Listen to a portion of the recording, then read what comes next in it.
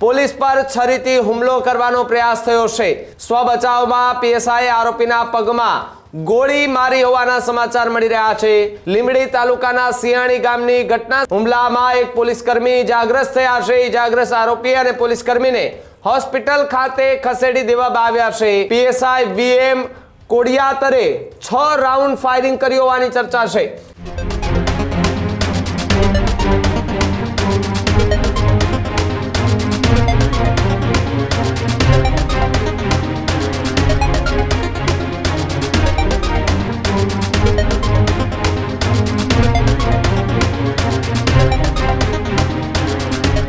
સુરેન્દ્રનગરમાં પીએસઆઈનું આરોપી પર 6 રાઉન્ડ જેટલું ફાયરિંગ જોવા મળ્યું છે।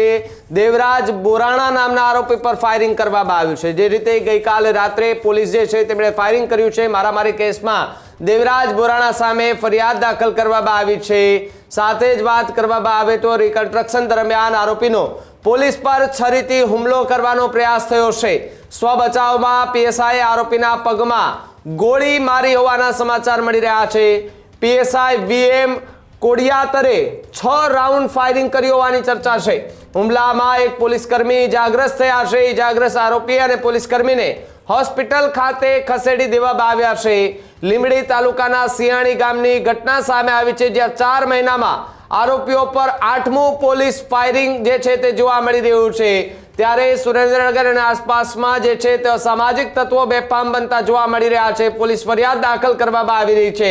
ત્યારે સુરેન્દ્રનગરમાં પીએસઆઈનું આરોપી પર 6 રાઉન્ડ જેટલું ફાયરિંગ થયું છે। ત્યારે પોલીસ પર હુમલો કરવાનો પ્રયાસ કર્યો તો આરોપીએ પોલીસે સ્વ બચાવ માટે થઈને આરોપી પર ફાયરિંગ કર્યું છે। દેવરાજ બોરાણા નામના આરોપી પર ફાયરિંગ કરવામાં આવ્યું છે। ત્યારે મારામારીના કેસમાં દેવરાજ બોરાણા સામે ફરિયાદ દાખલ થઈ હતી।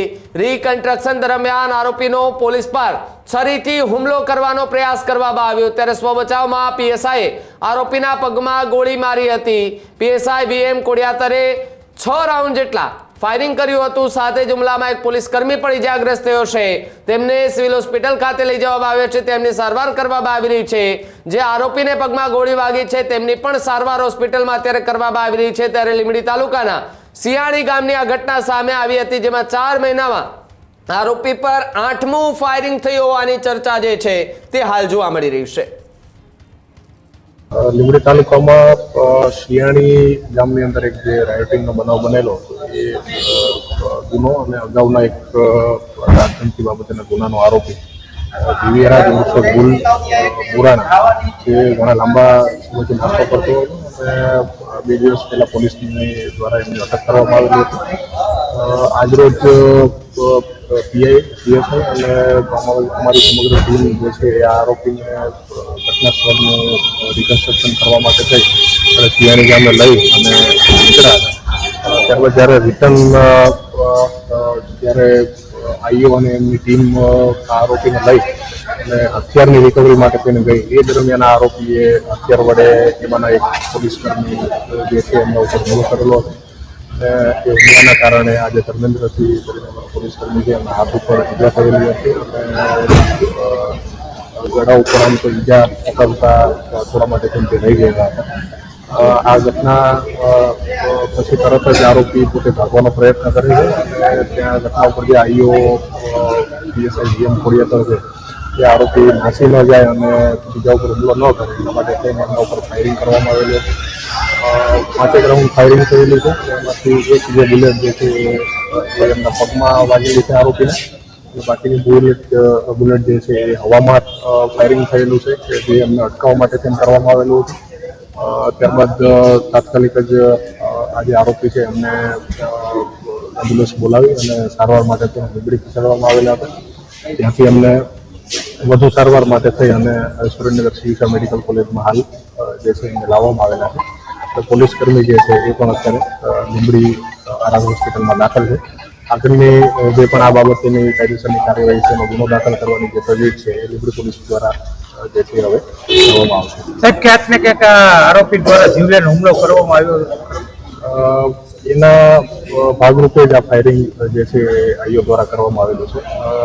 પ્રાથમિક માહિતી મુજબ છરી જે છે એ પોતે ત્યાં પોતાના રિકન્સ્ટ્રક્શન દરમિયાન જે છુપાવેલી હતી એ છરી ગોધરા નીચેથી કાઢી અને પોલીસ ઉપર હુમલો કરવામાં આવેલો, જેના ભાગરૂપે પોલીસને ઈજા પણ થયેલી છે અને ત્યારબાદ જ આ જે છે ફાયરિંગ જે છે આઈઓ દ્વારા કરવામાં આવે. સાહેબ, આરોપીને કેટલી ગંભીર ઈજા થઈ? આરોપીને હાલ જે ડોક્ટર સાથે અમારી ચર્ચા થઈ એ મુજબ એ પોતે આઉટ ઓફ ડેન્જર છે. એમનું ઓપરેશન અને જે પણ આગળની કાર્યવાહી ટ્રીટમેન્ટ જે છે એ ડોક્ટર દ્વારા કરવામાં આવશે. સુરેન્દ્રનગર જિલ્લાના લીંબડી તાલુકાના સિયાણી ગામે 11 ગુનાના આરોપીને રિકન્સ્ટ્રક્શન માટે લઈ જવામાં આવ્યો હતો અને તેને ઘટના સ્થળે લઈ જવામાં આવતા તેને પોલીસ ઉપર હુમલો કર્યો હતો.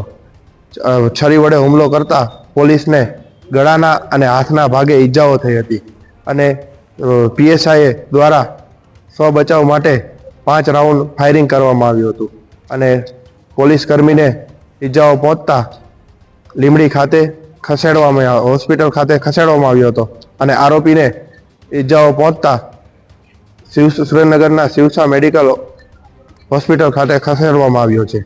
Sajil Belim, news room, Surendranagar.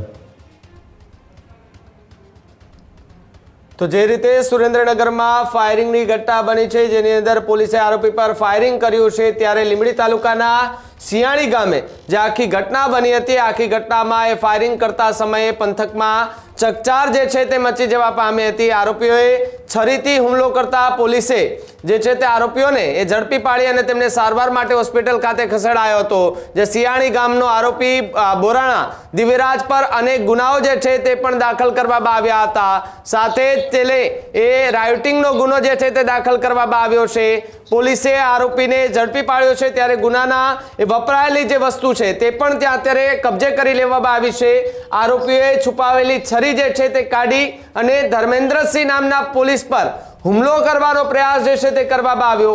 ભાગવાનો પ્રયાસ કરતા સાથે પીએસઆઈ જે છે કોડિયાતાર તેમના દ્વારા આરોપી પર ફાયરિંગ કરવામાં આવ્યું છે.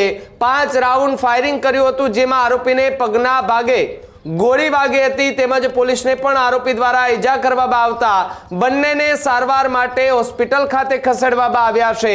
ત્યારે સિયાણી ગામે આરોપી દિવ્યરાજ બોરાણા દ્વારા પોલીસ પર છરીથી જે છે તે હુમલો કરી નાખવામાં આવ્યો હતો અને સાથે જ એ નાસવાની, ત્યાંથી ભાગી જવાની ફિરાતમાં હતો, પરંતુ પોલીસ જે છે તેમણે સતર્કતા વાપરી અને પોતાના સ્વ બચાવ માટે થઈને જે હાથમાં રહેલી બંદૂક હતી તેનાથી ફાયરિંગ કર્યું હતું. એ ફાયરિંગ કરતાની સાથે જે ગોળી આરોપીના પગમાં વાગતા આરોપી ત્યાં જ બેસી ગયો હતો અને ત્યારબાદ પોલીસે તેમને પકડી હોસ્પિટલ લઈ ગયા હતા.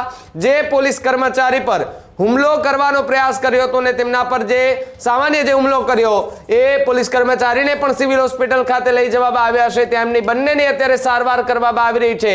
ત્યારે અધિકારીઓ એ દોડી ગયા હતા અને તપાસ જે છે તે હાથ ધરવામાં આવી. આરોપી દિવ્યરાજ પર 11 થી વધુ ગુનાઓ નોંધવામાં આવ્યા. હાલ પોલીસે રાયોટિંગ જે છે એના ગુના નોંધવામાં આવ્યા છે, તેને લઈને પણ તપાસ કરવામાં આવી રહી છે. ત્યારે હાલ પોલીસ અને આરોપી જે છે એ બંનેની સારવાર કરવામાં આવી રહી છે અને અલગ અલગ દિશાઓમાં ફરી એકવાર તપાસ જે છે તેનો ધમધમાટ શરૂ કર્યો છે.